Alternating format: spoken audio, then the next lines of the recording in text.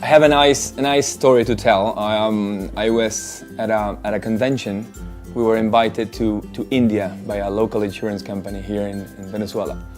So I went there, and as soon as I got to India, to Delhi, we started, trying to talk with people around, and it was a bit difficult because we didn't have the fluency of the communication.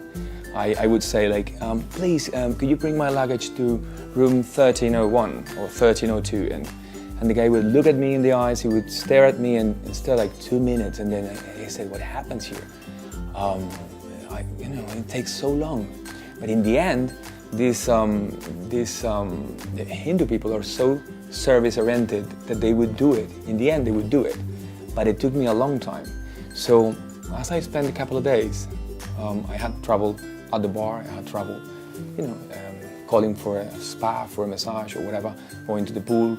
And so one day, after 3 days in Delhi, I was at the lobby and I saw a Sikh guy. Sikh is the most religious people in India, and he was from far away, he was from Bangalore or from elsewhere, but he spoke in English with an Indian accent. He said, "Sir, could you bring my luggage to 1304, please? Thank you, thank you, thank you, thank you." And he would say 3 times thank you. So I heard him, and I said, well, tonight I'm going to practice.